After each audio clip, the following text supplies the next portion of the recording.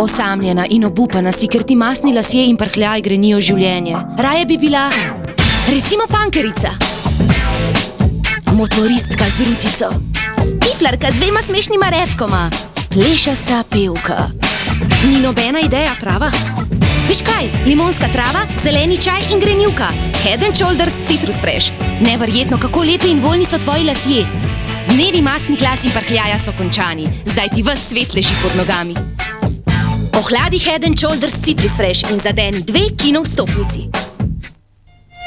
Ko boste zaslišali to nadležno brenčanje, naj vam bo prijetno zadoščenje, da njegov smrtonosni sorodnik zaman brenči nekje v Afriki okoli zaščitne mreže, ki ste jo vi kupili. Zaščitimo otroke pred malarijo.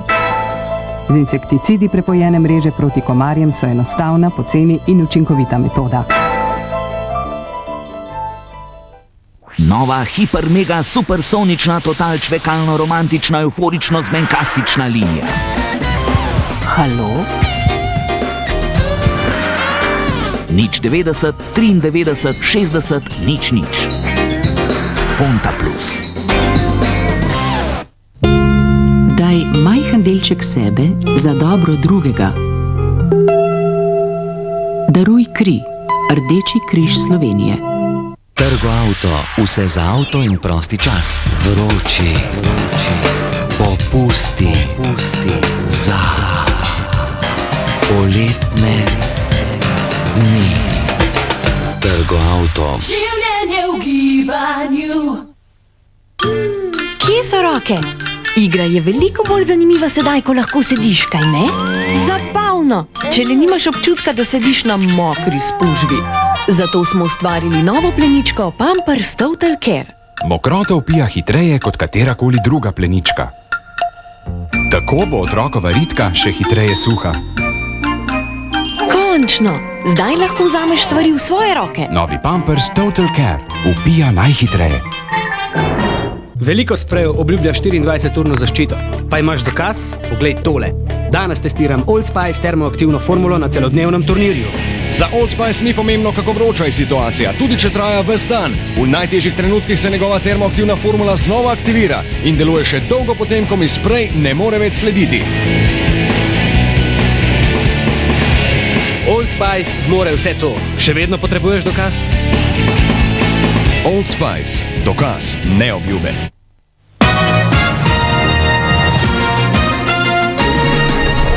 Hrvaška namerava polovico Jadranskega morja razglasiti za svoj gospodarski pas. Slovenija se s tem ne strinja. Kljub nasprotovanjem je predsednik Drnovšek imenoval Boruta Trekmana za slovenskega veleposlanika v Bruslju. V nadaljevanki o aferi Depala-Vas spet nove obtožbe in protiobtožbe. Zagovornik Ermina Brkića, obtoženega trojnega umora na Gorjancih, napovedal ugovor zoper obtožnico. Eksplozija v prestižnem hotelu v indonezijski Džakarti, vsaj 14 mrtvih in 150 ranjenih. Živo iz osrednjega studia Pop TV. Gledate oddajo 24 ur, ki jo vodi Edi Pucer.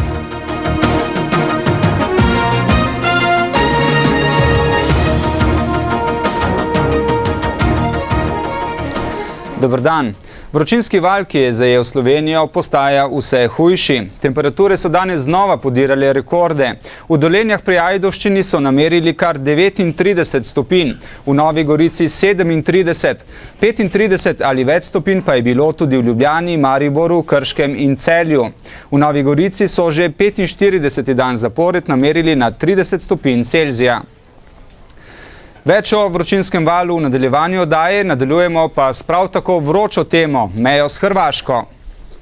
Slovenija je Hrvaško uradno zaprosila za pojasnilo v zvezi s petkovo napovedjo, da bo Zagreb jeseni polovico Jadranskega morja razglasil za svoj tako imenovani izključni gospodarski pas.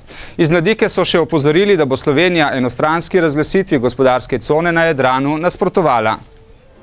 Če bi v Banskih dvorih polovico Jadrana res spremenili v izključno hrvaškemu gospodarstvu namenjeno območje, bi to za slovenske ribiče pomenilo konec ribolova v dobršnem delu morja, v katerem zdaj lovijo skupaj s hrvaškimi in italijanskimi ribiči.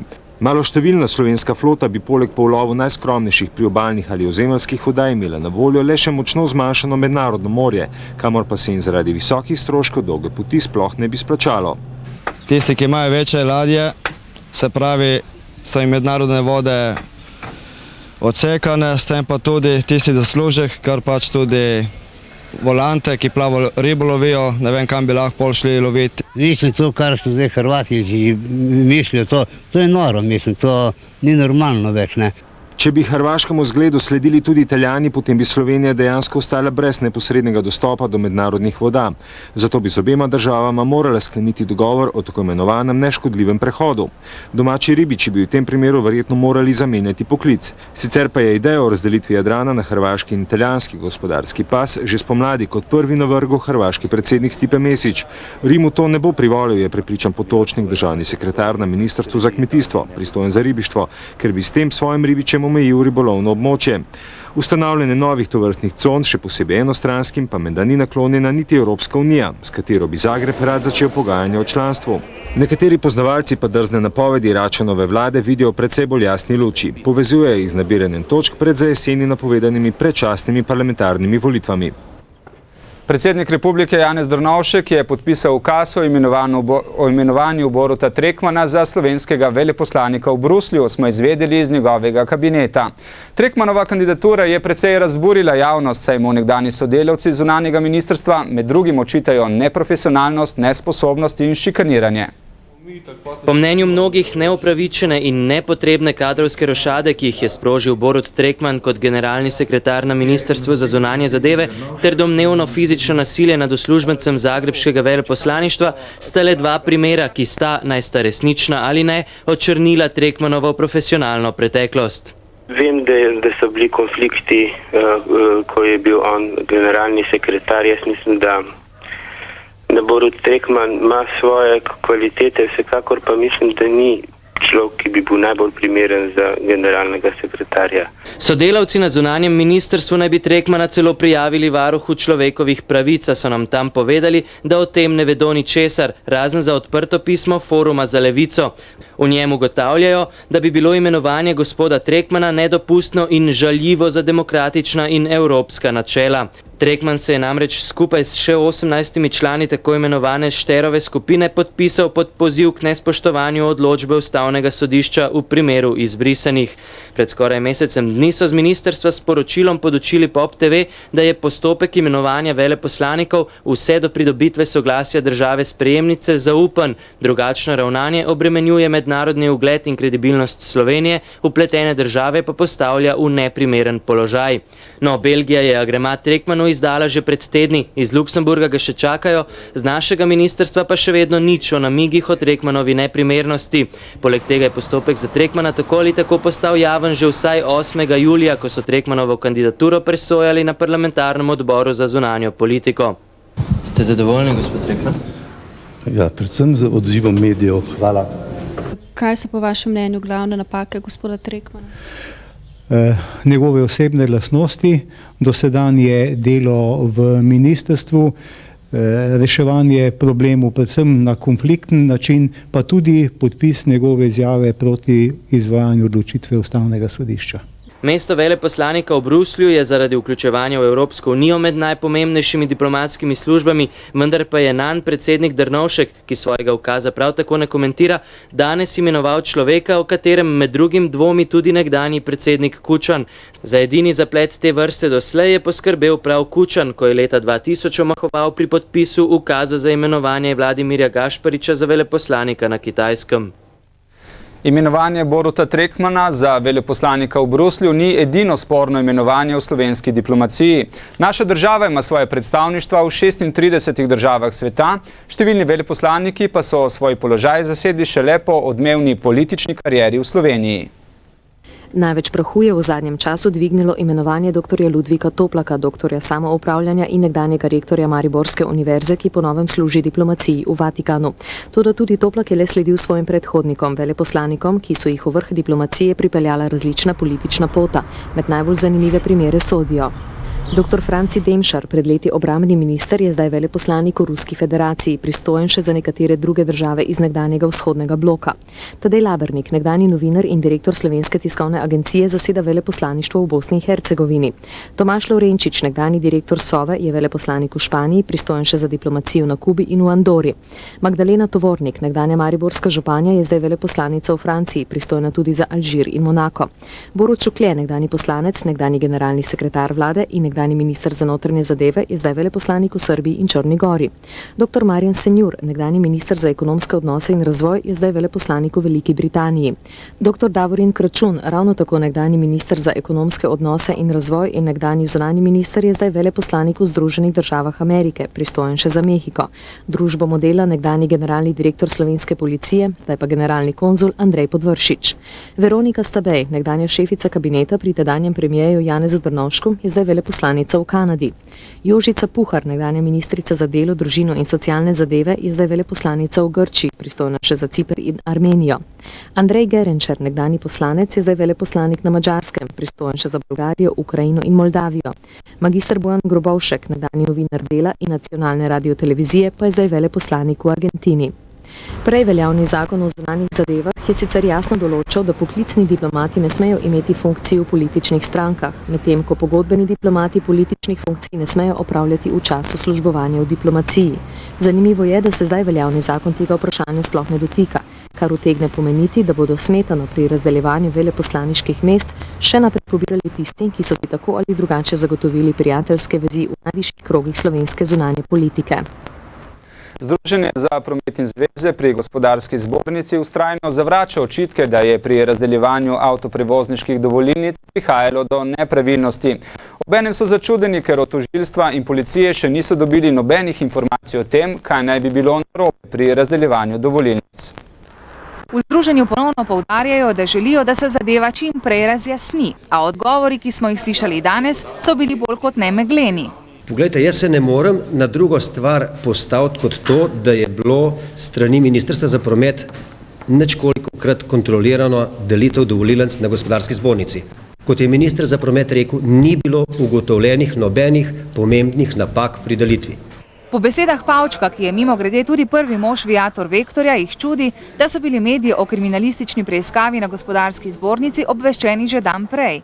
Vodstvo gospodarske zbornice pa šele po prihodu kriminalistov. Nazaj zahtevajo fotokopije dela zasežene dokumentacije.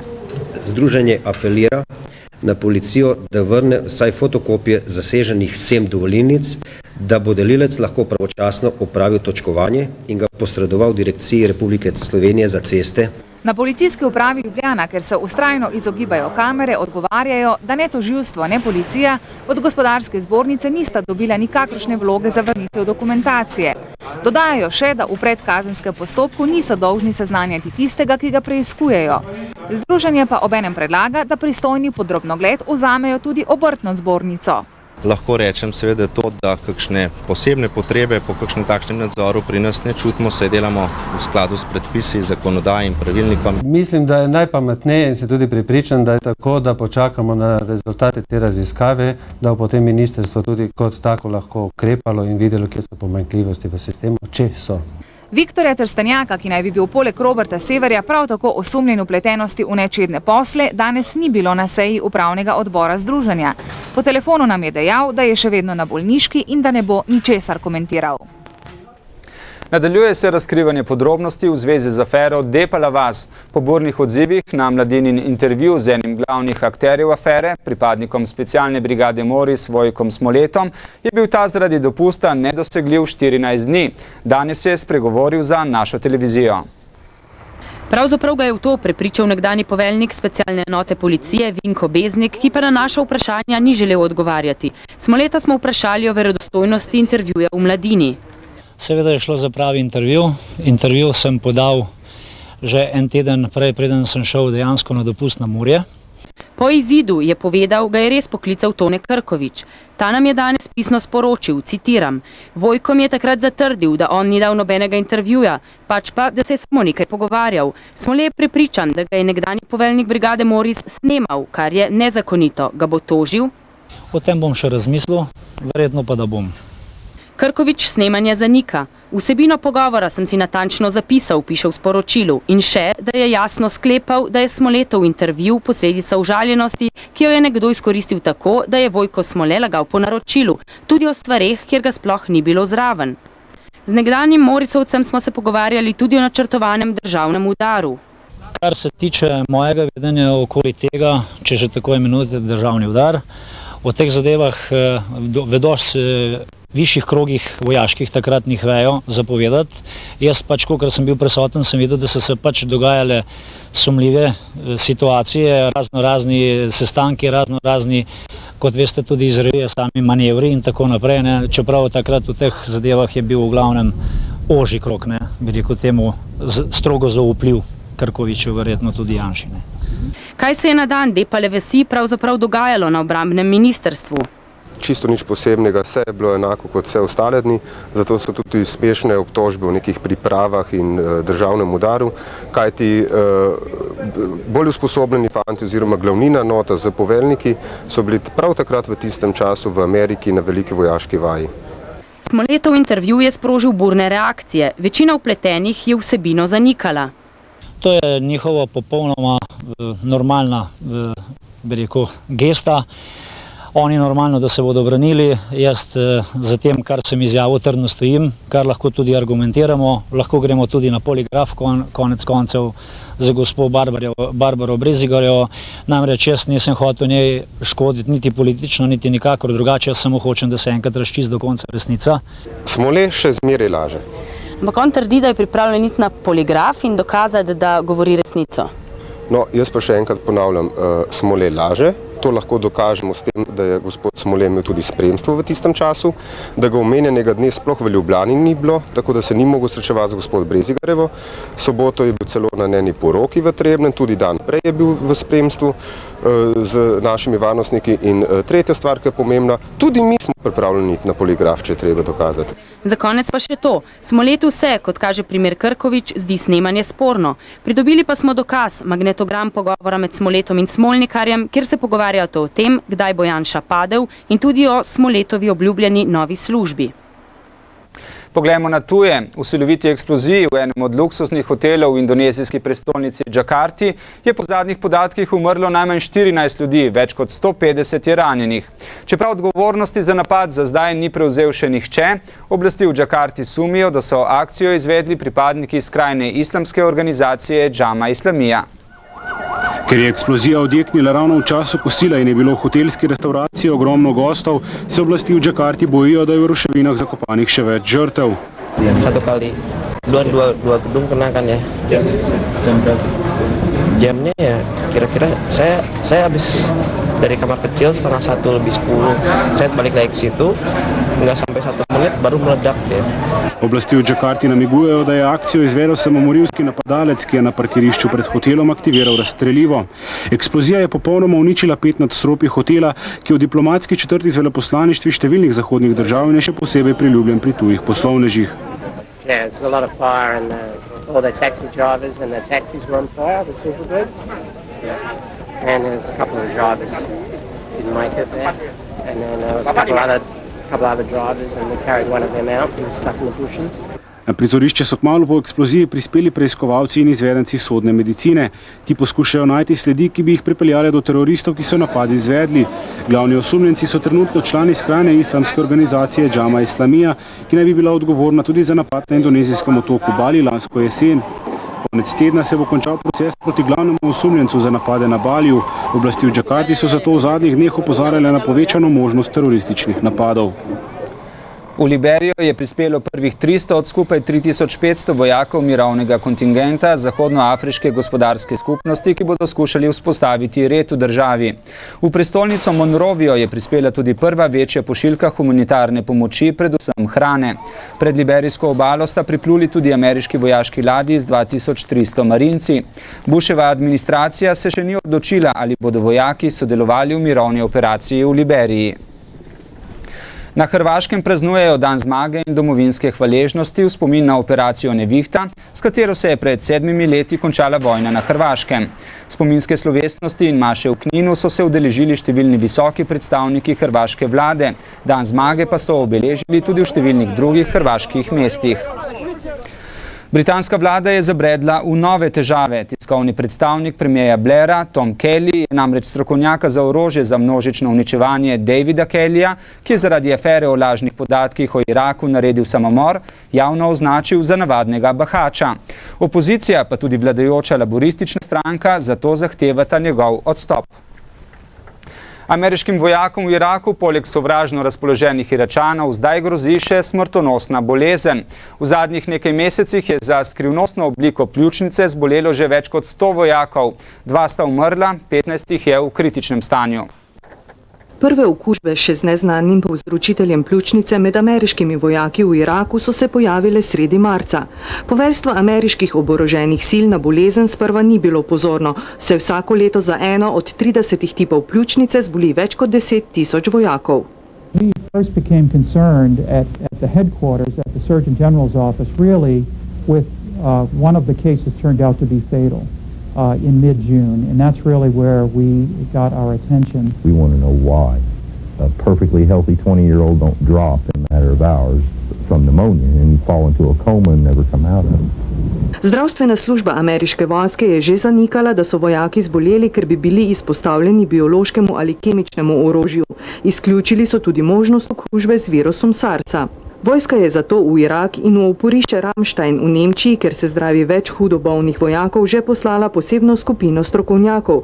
Tudi starši 20-letnega Josha ne bodo nehali iskati odgovorov. We need to find out why so we can help other soldiers. Za skrivnostno pljučnico so zboleli pripadniki različnih rodov vojske na različnih koncih Iraka. Zato bi po mnenju nekaterih strokovnjakov morali povzročitelja iskati v neprijaznem puščavskem okolju. Poleg tega so številni vojaki, predvsem rezervisti, izpostavljeni hudemu stresu, ki povzroča padec odpornosti, vojaki pa tako postanejo lahek plen za številne viruse in bakterije. V nadaljevanju oddaje bomo nadaljevali zgodbo o prevarenih kupcih stanovanj v Zbiljskem gaju pri Medvodah. Tisti kupci, ki nimajo urejenih vseh papirjev, morajo do 20. avgusta prijaviti terjatve, drugače bodo vse, kar so vložili v stanovanja, izgubili. Odvetnik Ermina Brkića, osumljenega trojnega umora na Gorjancih, je napovedal ugovor zoper obtožnico.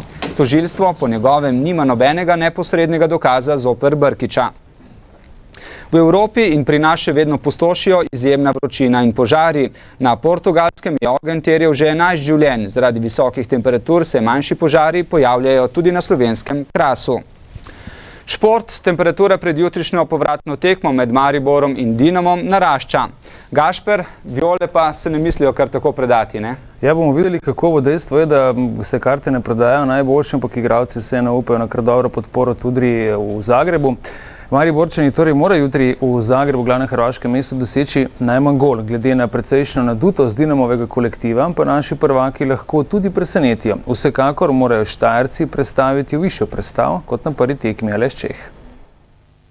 Ja, po prvi tekmi mislim, da sem jasno, da moramo v Zagrebu odigrati na gol. Tega bo doseči gol, pač pred doseženega gola nimamo nobeni šanse in tako bomo tudi, mislim, se postavili po robu Dinamo. Več o tekmi v športu, mi pa nadaljujemo čez 2 minuti. Med drugim se bomo s psihologom pogovarjali o piromanih, ki so te dni še posebej nevarni.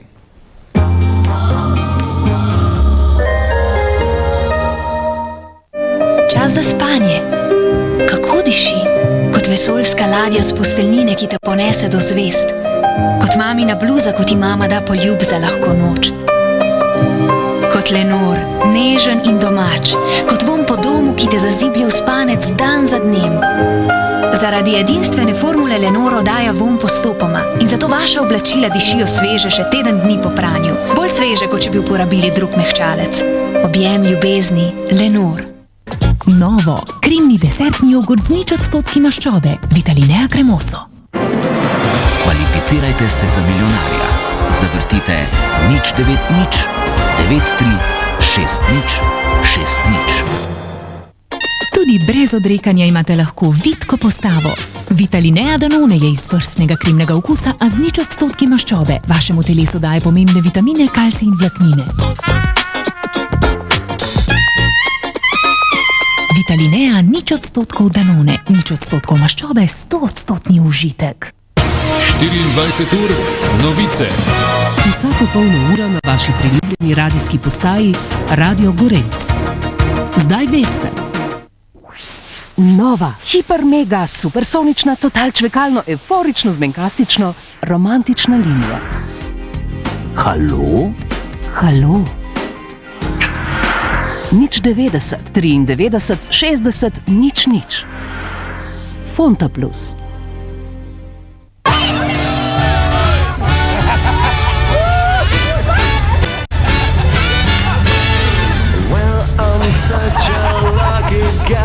Novi dnevni vložki All Days Flexible so tako udobni, da ne boste hoteli sleči svojih hlačk. Sledijo vašemu gibanju, saj so novi dnevni vložki All Days Flexible mehkejši in bolj prožni kot kdajkoli prej. Novi All Days Flexible, udobje, ki se mu nočete odreči.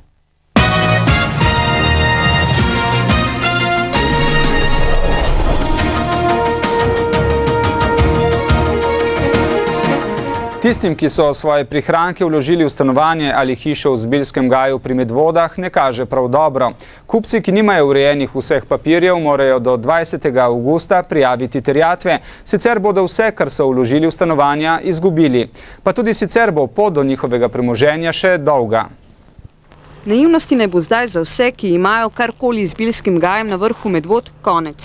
Dnevi, ko prizadeti še lahko vložijo svoje zahtevke po poplačilu terjatev v stečajnem postopku Meblesa, se namreč iztekajo. In to po vsej verjetnosti velja za vse, razen morda za nekaj srečnežev, ki naj bi v zemljiško knjigo za to stanovanje že vpisali svoje ime.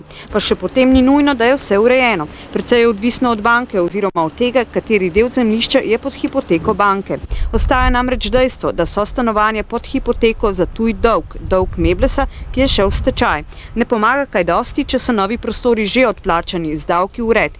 Brez pravniške pomoči torej ne bo šlo. Če zamudite zakonsko predpisan rok za prijavo terjatev, potem ne morete zahtevati ničesar več. Za vse bi bilo seveda laže, če bi bila dosegljiva stečajna upraviteljica ali vsaj nekdo, ki jo nadomešča, saj naj bi se tam zbirali vsi dokumenti in tudi podatki. Tako pa je prevzela dokaj vroč primer in šla. Poklicali ste odvetniško pisarno Marte Kalpič-Zalar. Zaradi rednega letnega dopusta je pisarna zaprta od 22. julija do 15. avgusta. Sicer pa se je zgodba začela pred dobrimi 3 leti. Takrat je bilo na vrhu Medvoškega klanca še nezazidljivo in zelo poceni zemljišče, degradiran gozd. Lokalne oblasti, župan s svojo koalicijo, so ga presenetljivo hitro naredile zazidljivega in ga s tem podražile. Precej majhno podjetje Mebles je za ta projekt varovanih hiš najprej prepričalo nekatere občinske veljake. Potem so na njihovo stran stopile tudi država in banke s promocijo in pomočjo pri pridobivanju posojila. Vprašanje, ki ostajajo pa so, na primer, zakaj niso revizori pravočasno pregledali podjetja? Kako lahko tako podjetje dobi toliko posojila? Kdo je s projektom pridobil največ? Kako to, da so tako hitro dobili dovoljenja? In glavno, kje je denar, ki so ga dali stanovalci? Prave odgovore ima najbrž tudi Rezar, vodja Meblesa, pa kaj, ko je še vedno nedosegljiv.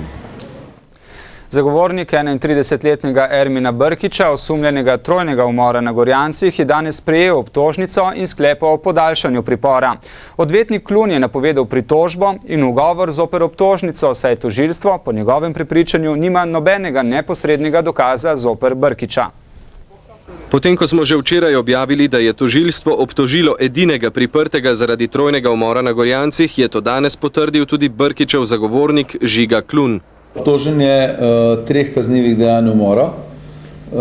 Danes, tako sem to videl iz danes prijete obtožbe, prijel pa sem tudi sklep o podaljšanju pripora. Zoper obtožbo odvetnik že sestavlja ugovor, hkrati se bo pritožil tudi na sklep o podaljšanju pripora, saj meni, da Brkić pred sodnim procesom ne bi pobegnil. Res gre za hudo kaznivo dejanje, po obtožbi seveda ne, vendar še tako močen očitek kaznivega dejanja ne more sam po sebi upravičevati begosumnosti ali ponovitvene nevarnosti in da se na podlagi tega odreja oziroma podaljšuje pripor. O dokazih, ki jih je tožilstvo navedlo v obtožnici, Klun ni želel govoriti, saj bo, kot pravi, o tem odločalo sodišče. Lahko pa rečem to, da tistega neposrednega 100% dokaza ni. Gre za posredne dokaze, gre bolj za sklepanja, za neke logičnosti ali nelogičnosti. Na okrožnem državnem tožilstvu pravijo le, da so primer predali sodišču. Sodišča pa so nam poslali le pisno sporočilo, v katerem navajajo, da so obtožnico prejeli pred tednom dni ter osumljencu pripor podaljšali. Za očitano kaznivo dejanje je zagrožena kazen do 30 let zapora. Kot rečeno, pa lahko začetek sodnega procesa pričakujemo čez 2 meseca. Pravkar smo izvedeli, da so gasilci iz Ptujskega jezera potegnili moško truplo. Neuradno naj bi pokojni umrl nasilne smrti, najverjetneje s strelnim orožjem. Obtežen pa je bil tudi z vrečo.